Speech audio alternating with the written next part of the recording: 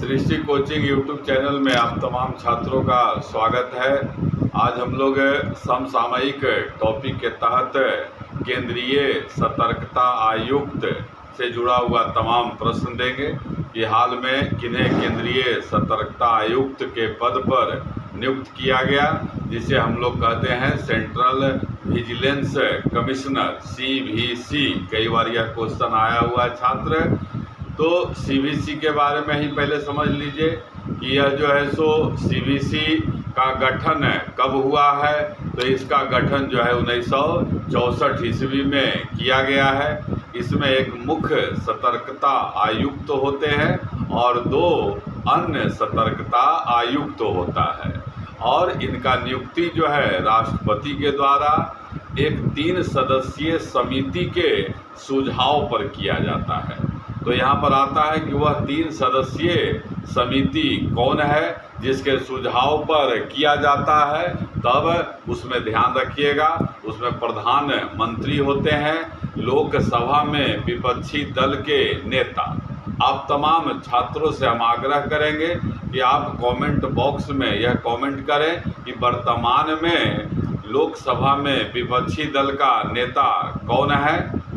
आगे बढ़ते हैं तो आप देखिए 3 सदस्यीय समिति में प्रधानमंत्री हो गए, फिर जो है लोकसभा में विपक्षी दल के नेता हो गए और केंद्रीय गृह मंत्री। अब यहाँ पर CVC का काम आपको ध्यान रखना है। CVC का काम है अधिकारियों और कर्मचारियों के भ्रष्टाचार पर नियंत्रण करना। उस पर जो है आपको अगर कोई ऐसा अधिकारी लिप्त हैं तो उन पर कार्रवाई किया जाता है। और इन्हें इस पद पर हाल में किन्हें नियुक्त किया गया, यह नाम आपको ध्यान रखना है। तो हाल में नियुक्त किए गए मुख्य सतर्कता आयुक्त सुरेश N पटेल हैं, सुरेश N पटेल।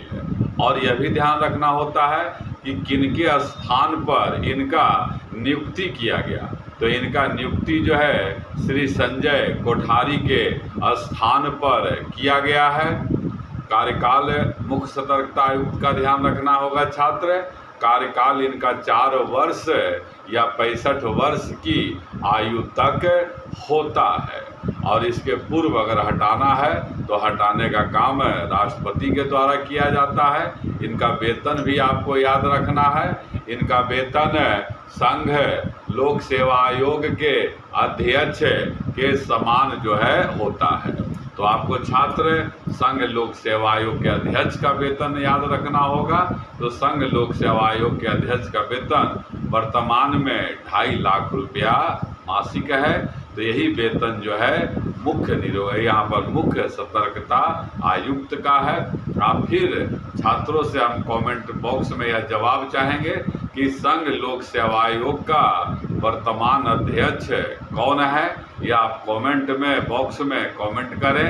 आपका कमेंट हम लोग को प्रोत्साहन देता है। इसी तरह से छोटा छोटा टॉपिक लेके आपके सामने मैं आता रहता हूँ, और इसे ध्यान से देखें। और जो भी परीक्षा आयोजित होने वाला है उन तमाम परीक्षाओं में यह जानकारी आपके लिए निश्चित रूप से लाभदायक होगा। यह जानकारी अच्छा लगता हो तो आपसे हम जरूर आग्रह करेंगे कि अधिक से अधिक शेयर करें, कमेंट करें। धन्यवाद।